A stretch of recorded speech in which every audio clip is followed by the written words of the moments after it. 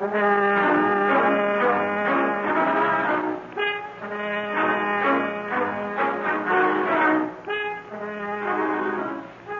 Christie's Poirot.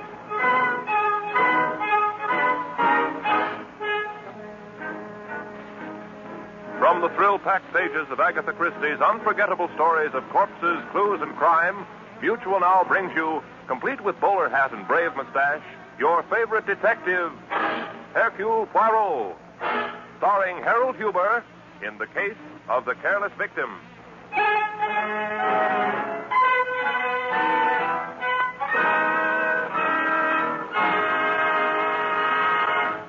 Before meeting Hercule Poirot in his first American adventure, it seems only fitting for the millions of faithful readers who have followed the little Belgian detective's career in book form to meet the famous lady who created this famous character. So it is our privilege to present a message from Agatha Christie introducing Hercule Poirot from London, England. The next voice you hear will be Miss Agatha Christie. Go ahead, London.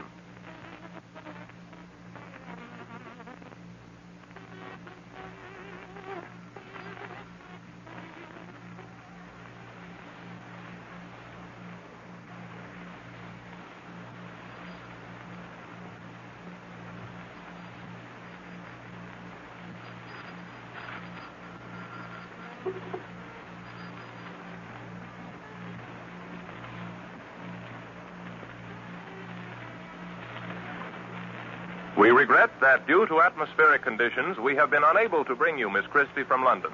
However, we have a recording which she made earlier today and which was transmitted by shortwave to this country. We present it now. I feel that this is an occasion that would have appealed to Hercule Poirot. He would have done justice to the inauguration of this radio program, and he might even have made it seem something of an international event. However, as he is heavily engaged on an investigation, about which you will hear in due course, I must, as one of his oldest friends, deputize for him. The great man has his little foibles, but really, I have the greatest affection for him, and it is a source of continuing satisfaction to me that there has been such a generous response to his appearance on my books. And I hope that his new career on the radio will make many new friends for him among a wider public. Thank you, Miss Agatha Christie. And now, Mutual presents Hercule Poirot in his first American adventure, The Case of the Careless Victim.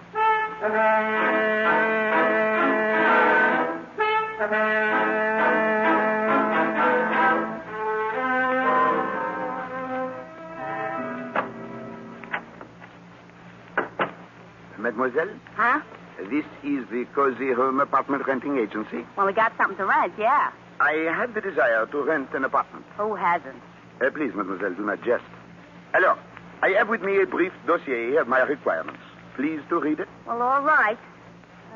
Gentleman desires a bright sunshining apartment of a reasonable quietness near the heart of the city. Should be furnished with the utmost charm, French provincial if possible. Price is of no consequence as long as it is very reasonable. Please communicate with me at the Hotel Windsor, Hercules, Poirot. Poirot. No, mademoiselle. The name is Poirot. Hercule Poirot. Well, I wish you luck, Mr. Poirot. Well, finding an apartment, mademoiselle, is not a matter of luck. It is a matter of employing the little gray cells. If you can find an apartment for me, please do me the kindness to inform me. Sure, if you'll do something for me. And what is that? If you can find an apartment for me, please do me the kindness to inform me.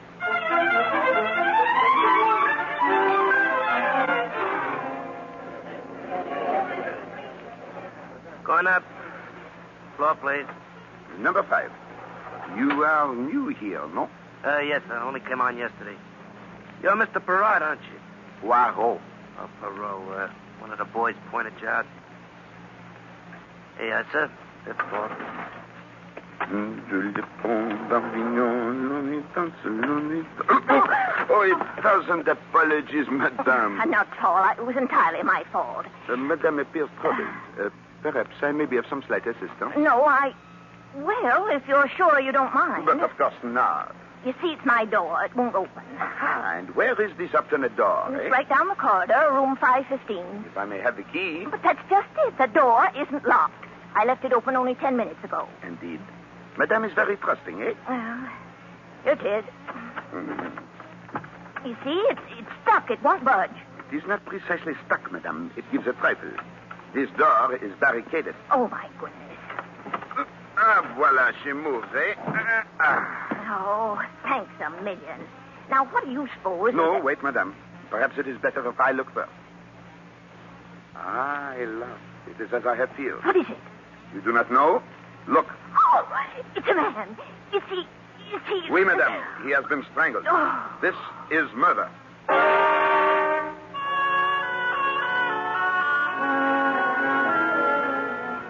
Zut alors, I must compliment you, madame. Your color is excellent, and you did not even commence to faint. For one who... I don't fall apart in a crisis, if that's what you mean.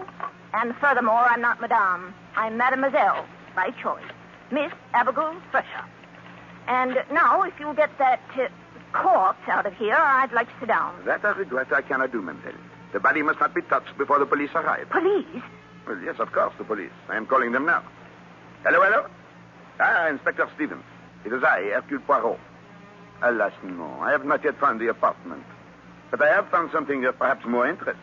A corpse. Right here in my hotel. Room number... 515. Number 515. Mademoiselle, what are you doing with the body? Nothing. I was just trying to see his face. You will have that opportunity later. Pardon, Inspector. We are room 515. Bien. We shall expect you immediately. Eh bien, Miss Fresher, now that you have observed the face of this unfortunate one, perhaps you will be good enough to tell me who he is? I certainly will not. Who do you think you are? Mademoiselle, permit me to present myself. I am Hercule Poirot, formerly chief of the Belgian Sûreté. Yeah, that's what you say. Now, look, Mr. Poirot, I've read plenty of detective stories, and none of them had a detective that looked anything like you. I'll wait for the police and let them ask the question. As you desire, mademoiselle. I merely wish to point out one thing. It is you the police will question first. Me? But of course, you are the most likely suspect, no? All right. What do you want to know? First, what are you doing here in this hotel? Why, I've lived here for 10 solid years, ever since I left West Costigo, Maine. And what do you do? What is your occupation? Why, I don't have any occupation.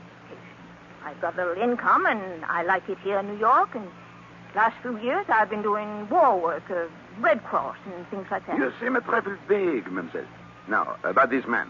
Who is he? I don't know. I never saw him before in life. Mademoiselle, I advise you to consider your answers with care. Do not forget, a man lies dead in this room. I can't help that. I don't know who he is or how he got here. I told you I was out of the room for 10 minutes. That may be, Miss Fresher, but it does not help you. This man has been dead for at least 1 hour. How do you know? If you will touch the body, you will observe it is already beginning to cool.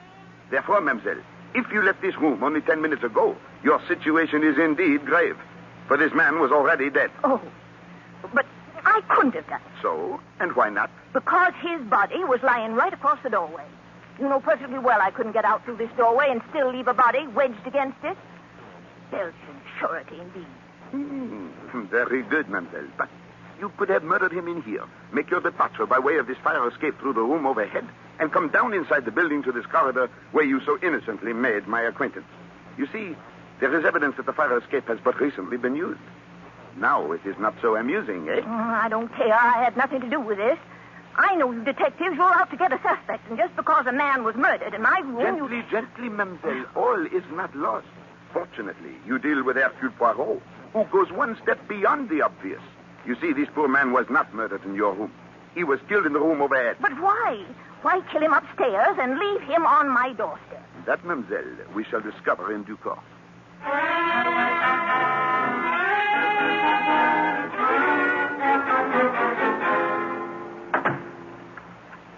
All right, Mr. Poirot, now that you've got the corpse safely locked in my room and us outside, what am I supposed to do? Sleep in the fire escape? I do not think that will be necessary, mademoiselle. You are coming with me to the lobby where we shall wait for my friend, Inspector Stevens. He will see that you are comfortably sheltered for the night. Oh. Tell me, Mr. Poirot, how did you figure out that the murder took place upstairs? Is it not apparent, Miss Fresher? Please to squeeze the bell for the elevator. I look out of your window and observe the fire escapes. And what do I find? Everywhere the dust reposes peacefully. Well, naturally. The help is too busy to polish fire escapes. Ah, mademoiselle, but on one stairway, the one leading up from your window, all is disarranged. There is a broad, clear path through the dust, and it is precisely the width of a human body. And since the path extends only to the floor above, it is obvious the body has been dragged down from room 615. Also, on the garments of the dead man, on the trousers, the left elbow, and across the shoulders, there are unmistakable traces of rust. Ah, voila, the elevator. Going down. Monsieur, would you be good enough to explain why you were so long in arriving? Huh?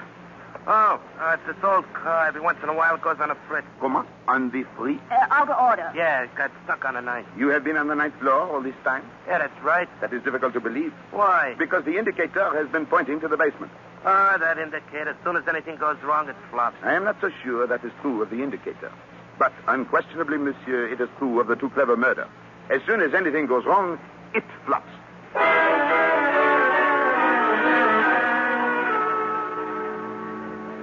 Eh bien, Inspector Stevens, there is the situation. An unknown man strangled to death in one room and dragged down the fire escape to another. Poirot, if this body is the person I think it is, the commissioner will have my head. Ah, mon ami, forgive me, you seem agitated. And we were warned, too. I assigned my best man to guard him, the smartest cop in my force, Sam Trimble. Good Lord, Poirot, there'll be an international scandal. Gently, mon ami, you go too fast, even for Hercule Poirot. Who is this magnificent figure of international importance? Parrish, Jonathan Parrish. Parrish? Ah, oui, the name rings a bell. He is the big currency expert, eh? That's right. He's on his way to Europe to set up the new paper currency for the liberated countries. Checked in at the Windsor today. Was supposed to pick up some papers, dyes, and inks, and then hop a bomber tonight. The fifth floor, please. An enormous undertaking, and one of great importance. And I was responsible for his safety. He's supposed to be an eccentric sort of guy, and no photographs, no publicity. Trimble was the only man in the force who knew him at all, and Trimble failed. Do you see what this means, Poirot? I see only this, my friend. We have arrived at the first step in the solution of this distressing murder. For now, we know the motive. This way, Inspector. This is the room. Mademoiselle Thresher, your key. Here you are. I'll never live this Oh, down. you exaggerate, mon ami. Even the best of men sometimes fail. Regard, Inspector. Here is your corpse. They certainly did a job. Thunderation. You are shocked, monsieur? Poirot, do you realize what's happened? But of course, Inspector. It is not Jonathan Parrish who has been murdered, but your own faithful policeman, Sam Trimble. Well, that's not very funny. You knew it all the time. Pardon, mon ami, I knew nothing of the sort. But you distinctly told me. No, Inspector, you told me. To me, the dead man was an unknown corpse. It could be anyone. But when you speak of two men, one a wealthy financier of international importance, the other a police officer, by employing the little gray cells, it is not difficult to conclude that the corpse with the large, high, comfortable shoes and the plain suit is the policeman. Oh, of course. I'm sorry. Monsieur, there is no time now for the profuse apologies. Yeah, you're right. We've got to get to Parrish at once. The poor guy doesn't even know his bodyguard's gone. Hello.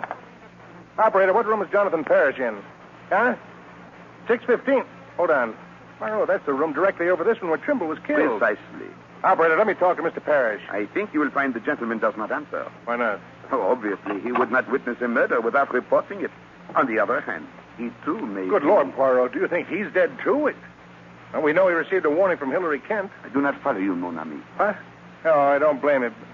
Hillary Kent is a criminal egomaniac. Ah, one who commits crime chiefly for the pleasure of battling the police, eh? Exactly.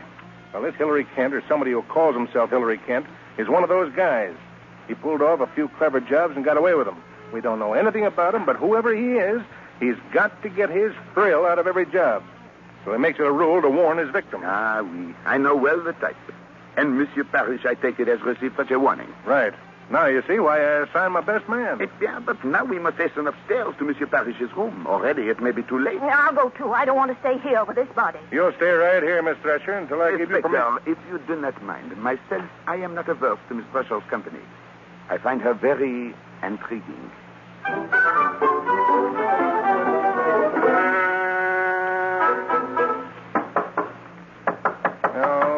No answer. But naturally, you did not expect the murderer to sit down and wait for us. You will have to employ the pass key. Remember, Miss Thresher, you're not to touch anything. It's perfectly all right. I'm wearing gloves. The inspector is thinking of fingerprints. Well, I do not think he will find any. Monsieur Kent, or whoever the killer may be, is too clever to leave any such traces. Well, maybe. But I want to be sure we don't lose even the tiniest clue. An excellent approach, mon ami.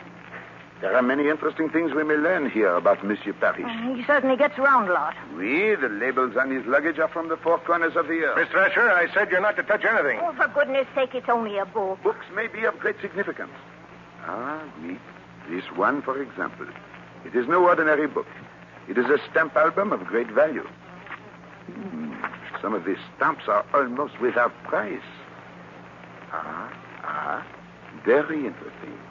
This Guatemala blue. Put up your hands, all of you. Thunderation. Don't move. I said don't move. Have no fear, monsieur. I will not dispute the authority of your gun. Mister, you can't get away with this. Put your gun down and talk fast. Who the devil are you? But obviously, Inspector, this is the man we seek. Monsieur Jonathan Parrish. That's just who I am. All right, speak up. Which one of you is Hillary Kent? Hillary Kent? Yes. Well, now, wait a minute, Mr. Parrish. You've got this all wrong. I'm Inspector Stevens, Homicide Squad, and this is Hercule Poirot, the famous Belgian detective. So you say. You don't look like policemen to me, particularly that little squirt with a silly mustache. Eh? You stay right where you are till I check on you.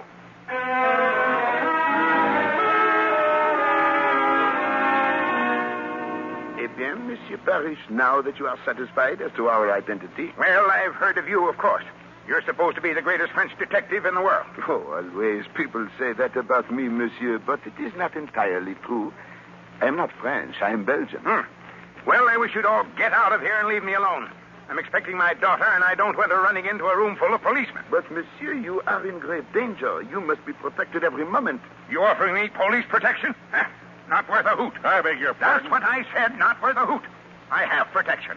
Some detective they assigned to me. Where is he? He is dead. What? He was murdered in this very room while protecting you. Therefore, if you do not object too violently, I shall undertake to protect you until you step aboard your airplane. All right, stay. I don't know how long it'll be. I'm just waiting for one little parcel to be delivered. Then I'm off. Monsieur is taking with him much equipment? Yes, quite a load. I've already sent most of it off to the airport. Ah, bon. That is good. Miss, don't eat that chocolate. It may be poison. Oh, nonsense. This candy isn't poisoned. I wouldn't be too sure. That box of candy supposedly came from my daughter, Laura. It was delivered a little while ago. But you suspect she did not send it? Well, she's supposed to come here in person. Should be here now, in fact. So why should she send it? You are very shrewd, mon ami. Excuse me. Wait a minute, Johnny. Come back here. What do you want? Nothing. I just wanted to see if Mr. Parrish got his extra laundry box okay. Yes, I received it. Okay. Excuse me. I picked up a few more things to take along, special dyes and inks. They'll just about fill up that laundry box. Excuse me, I've got to go into the bedroom and finish packing. Crusty old bird, isn't he? How would you be if you knew somebody was out to kill you? No wonder he's jittery. Ah, he is irritable and nervous. That perhaps explains it. Explains what? Why he wears upon his feet that unique pair of socks. One of which is green and the other brown. All right, if a man wants to be eccentric, let him be. I've still got a murderer to catch. Do you want to come along? No, Inspector. I have attached myself to Monsieur Parrish, and I propose to see that... Come in. Inspector, one of the men found this on the sidewalk outside the hotel. Thought you might want to take a look at it before turning it into the lost and found. Okay, Brady, thanks. Lady's purse. Usual assortment of stuff. Cosmetics, perfume, change, keys. You make anything of it, Poirot? Oh, sacre bleu. What is it? These initials, LP. Monsieur Parrish. Eh? What did you say was the name of your charming daughter? Laura. Oh, Lord. L.P. Laura Parrish. Poirot, where are you going? I have a little idea. Mademoiselle Thrasher, please to accompany me. How about Mr. Parrish? You were so attached to him. I have become momentarily detached. I leave him in your care, Inspector. Protect him with the apple of your eye.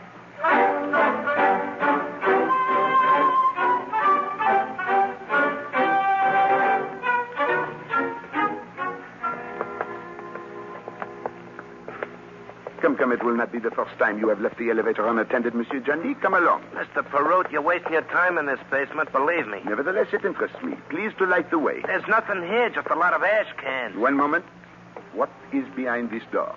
That's the laundry bin. We keep the solid linen in there. You won't find anything in there. We shall take one brief glance, eh? There, you see? Nothing but a pile of dirty sheets and pillowcases. Good gracious, what a laundry bill they must have. Eh bien, let us proceed to... One moment. What is it? Sacre bleu, here protruding from under these sheets. Holy cow. A foot, a small foot. This is what I feel. Look! Ah, it moves. Then we are not too late. Quickly, monsieur, help me to uncover her.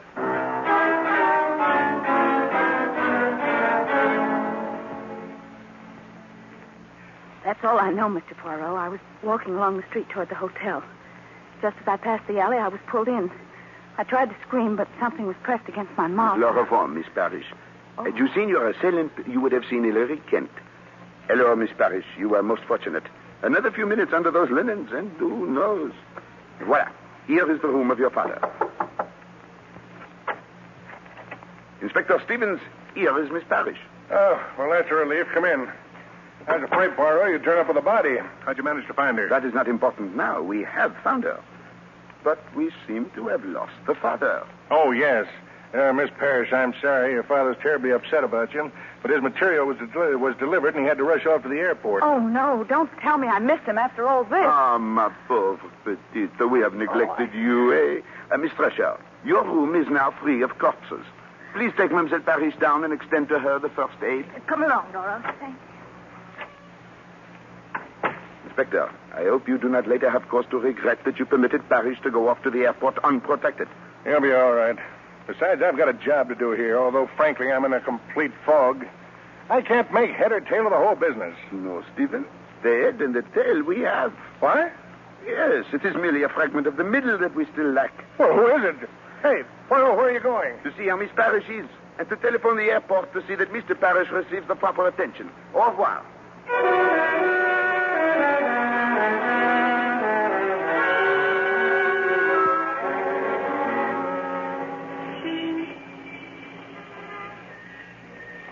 Mr. Poirot, where are you taking me now?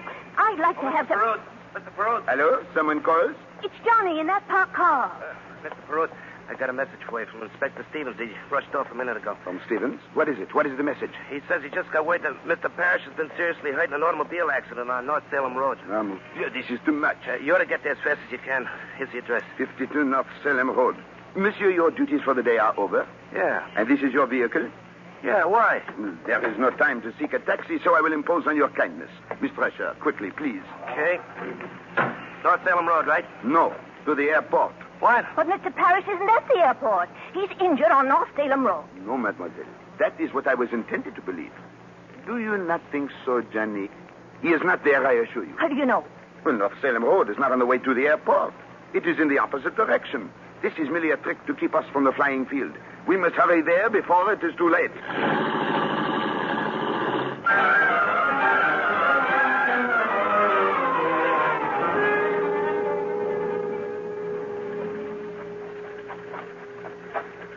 Well, the airplane is still there, but I don't see anything amiss. Voila, over there. Parrish, as large as life. Yep, it's him, all right. Come along, please. Both of you. Monsieur Parrish. Monsieur Poirot, my daughter, is she? She is at the hotel, Monsieur Rest. She has had a small misadventure, but she is entirely safe. Oh, thank heavens. You are relieved, eh? Am I? I don't think I'd have gotten on that plane if you hadn't found her. Fortunately, I didn't have to. They've been delayed a little. Poirot. Inspector Stevens, I knew you would not walk into the trap. Yeah, but as usual, you beat me to it. I was halfway out to North Salem Road before I realized what was cooking. Eh bien, here is Mr. Parrish safe and sound, eh? I suggest the bomber be inspected with great care. There may be sabotage. Good idea. Also, have all the doors of this building guarded. Mr. Poirot, do I have to hang around here? But of course, Johnny. We may require you for our return trip. Oh, Monsieur Parrish, here is your pilot who approaches. Oh, we're ready now, Mr. Parrish. Yes, thank you.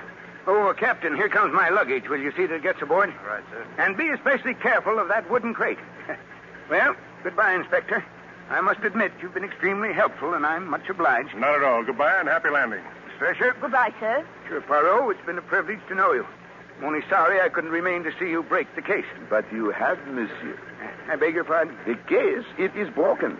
Inspector, meet Hilary Kent, the gentleman to whom you have just wished bon voyage. Hilary Kent, you're a mad, Poirot. Good gracious, I thought he was Parrish. And that wooden crate, which I have waited so long to see, it is not to be moved, Inspector. Why not? Because, mon ami, it contains the body of Jonathan Parrish.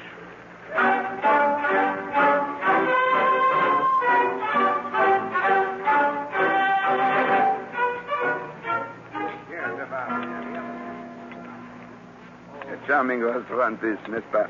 The planes circling about give one the feeling of flying, eh? The feeling I've got is that flying gives you. Keep me from it. Oh, that is natural. I, too, do not like murder, Miss Thresher. Inspector Stevens. Everything is taken care of? Yeah, they're taking Kent away now. Then perhaps you will join us in a little supper. No, thanks, Poirot. I've got to get back. I just dropped over to ask you a few questions. For example? Well, when did you first suspect that Kent was impersonating Parrish? Almost from the start. When we enter the room of Monsieur Parrish, what do we find? An amazing paradox. On the one hand, we have a man who is an ardent stamp collector whose album is in perfect order. Each stamp, each shade of stamp, precisely in its proper place, except the most valuable one of all, a Guatemala blue reposing among American 3-cent stamps. Later, when I look at his socks, one green and one brown, I am certain. The man in the room is colorblind. And therefore not Parrish, the stamp collector. More important than that, he cannot be Parrish, the currency expert, who is to select the colors and shades of the new paper money. Therefore, if the man in the room is not Parrish, who is he? Obviously, Hillary Kent. Then why didn't you arrest him right away? Because without a body, one cannot prove a murder. And I felt sure Monsieur Kent would lead me to the body. Then you weren't guarding him, you were watching him. Precisely. Well, you weren't so smart. When you let him out of your sight, he might have gotten away in the plane. Not at all. When I called the airport, it was to make sure that the plane would not leave until I gave the word. You know everything, don't you? Some things are obvious, Mademoiselle.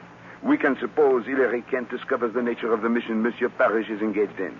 Ah, what a magnificent opportunity for a swindle, Perhaps the greatest in history. To remove Jonathan Parrish, fly to Europe as Parrish, deliver the papers, the formulas, the dies to the proper authorities, and then, at the moment juste, counterfeit a new currency and reap a huge fortune. Jumping codfish. The man must be mad. Perhaps, mademoiselle, but he is also a genius, He learns that Parrish is at the Hotel Windsor in room 615. He knocks on the door. Parrish admits him and is at once strangled to death, But the body, that must be disposed of, where no one will find it. There is but one thing to do. Take the body to Europe in the very packing case which stands in the room. Then you just guessed where the body was. No, Inspector. There was proof in the room. You remember the second laundry box which Hillary Kent asked for? This is for some special inks, he says to us, which I have only now purchased. Obviously, this is a lie. On such a mission, one does not purchase supplies at the last minute, Hence, I know that these inks and dyes have been removed from some other box or crate to make room for the body. Gracious, it's as plain as the nose on my face. What about Laura Parrish? Oh, I've got that figured out. She calls up and says to Kent, "Pop, I'm coming over." Of course, he can't allow that, or the jig's up, so he gets down to the alley and eliminates her. Right, Poirot? Exactly. As for poor Tremble, he has been with Parrish. He knows him. When he knocks on the door and Kent appears, he demands to see Parrish. Kent kills him, and since the packing case is already occupied, drags him down to Miss Thresher's room. That was his big mistake. He should never have started up with me. Excuse me for a minute. I think that's the morgue wagon pulling in. Mademoiselle, may I ask you a question of a personal nature? Far away. Mademoiselle Abby, you are not now engaged in a business enterprise, No. Are you fluent with the shorthand and the typewriter? Why, yes. Bon. Mademoiselle, I find you both intelligent and amusing. A rare combination in a woman. Moreover, I am in great need of a secretary with your superb qualifications. Why, Mr. Poirot. Who you do not yet employ the little gray cells to the best advantage. Nevertheless, if you are interested... Oh, Mr. Poirot, for 10 years I've been devouring detective stories, and you ask me if I'm interested. Chief, you've got a secretary. Well, Poirot, they're taking Kent away now. I guess that winds up the case. Not quite, Inspector. Tell me, where does Monsieur Kent reside? We found a lease on him for an apartment in Gramercy Park. That is a good neighborhood? Oh, swell. It's right in the heart of the city. But why do you ask? I do not think Monsieur Kent will need an apartment for some time. But I do.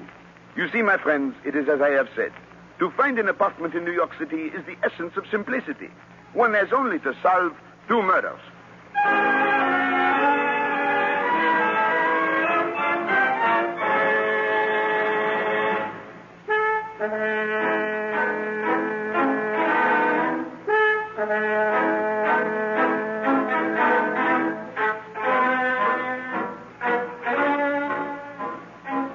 Be sure to listen next week when Agatha Christie, America's favorite mystery writer, brings you her favorite detective, Hercule Poirot, starring Harold Huber in the case of Murder by the Sea.